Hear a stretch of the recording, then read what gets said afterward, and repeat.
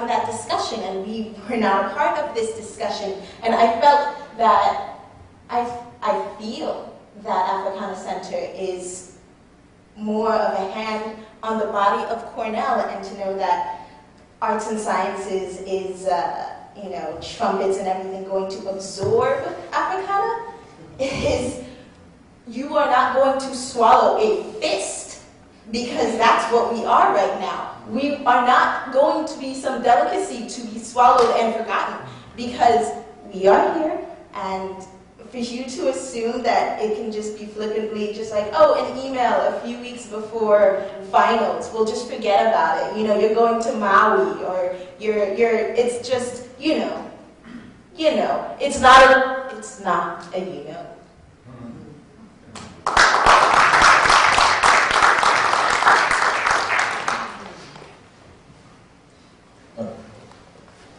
Ken Fox is not the end of the world.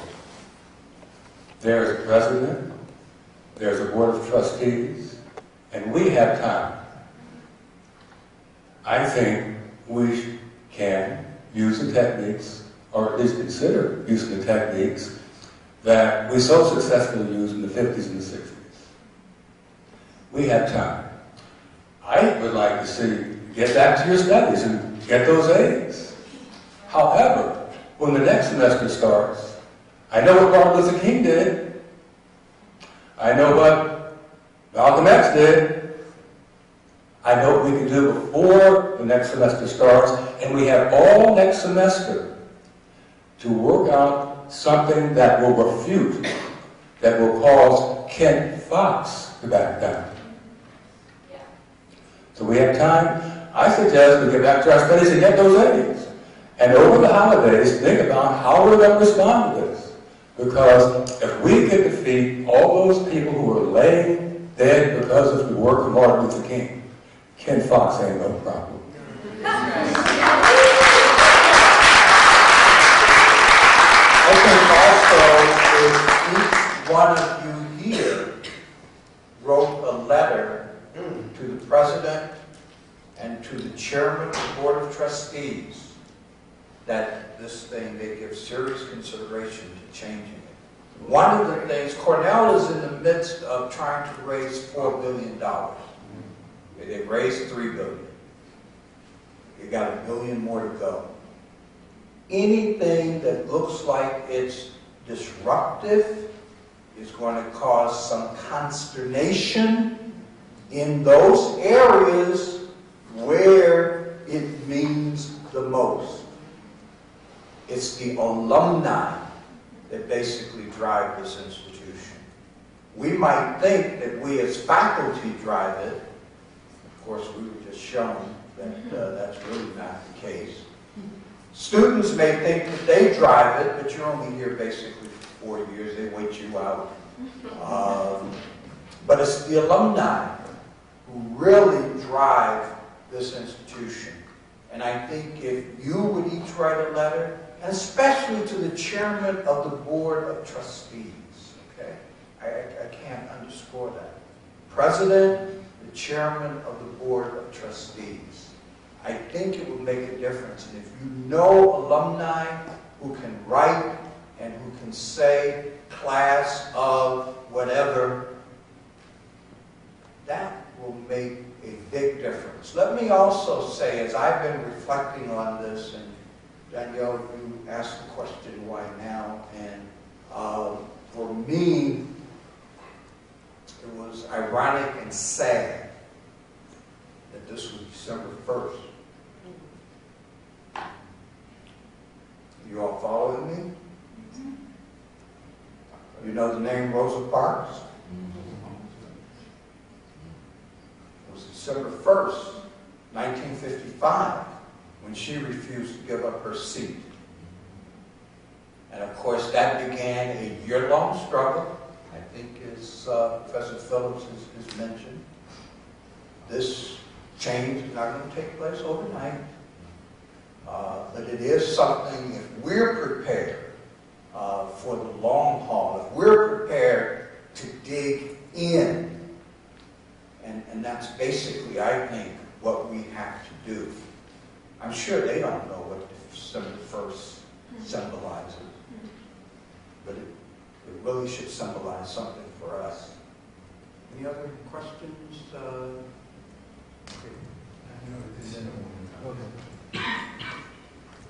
Actually, don't have a question. I actually was wondering if we could use the space tomorrow noonish, because what we can do actually is have folks just come and drop off your letters. You can come and get envelopes, stamps, addresses.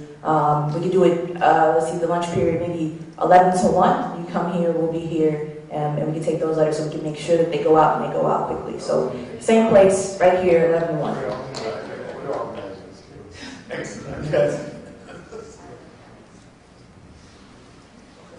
My name is Courtney Knapp. I'm a graduate student in the Department of City and Regional Planning, and I'm just curious if you could speak to a couple more sort of short-term steps that we might, those of us not sort of formally affiliated with the center, might be able to do to bring back this information to our own departments and help sort of try to start creating some sort of critical mass sooner than later. Well, I think that would be very helpful if you could spread the word in your department, because it might be us today, but it could be city and regional planning tomorrow. They tried to collapse city and regional planning, as you may know. Yeah. That was the big thing. Yeah. Right. And so I think, you know, especially for other departments, especially for faculty, that there needs to be a recognition that, you know, well, they start with the ones that they think are the most vulnerable, and then they go to the others. Hi, Carol Boyce Davies. Relatively new, but I know Africana really well, and I know its iconic significance internationally, actually. Everywhere you go, people ask you about Jim Turner and Africana. So for me, it was an honor to work here, and I'm really, you know, always overjoyed just to walk into this space. I want to say in response, though, that I got an email today from somebody who is the acting chair of English, and basically it was saying, wow, this is happening, so maybe we can start looking to see how this can represent our interests. Essentially, the way this was done by the provost, he talked with the Dean of Arts and Sciences first, before he came to us, set this up, and then came and told us what was going to happen. So by 3 that evening, the Dean of Arts and Sciences had sent a letter out to all of the chairs of Arts and Sciences saying this has happened, and therefore get ready to do the cannibalizing. So basically, what he said in that the Dean said in his email was that Africana's funds are going to pretty much be open to them as well. So this is a money grab as well. They know the resources that are here and they want to grab them. The move to combine Africana Studies program is happening nationally. A lot of programs, NYU, not too long ago, that happened to them. Any program that seems as if the people are not going to fight back, they try to grab them, combine them, put them into some sort of mega ethnic studies unit, and then easy to pick them off after that. So if you have any kind of interest in this field, you're going to have to really defend it and stand firm and really challenge this attempt to cannibalize Africana studies. They want to grab the money.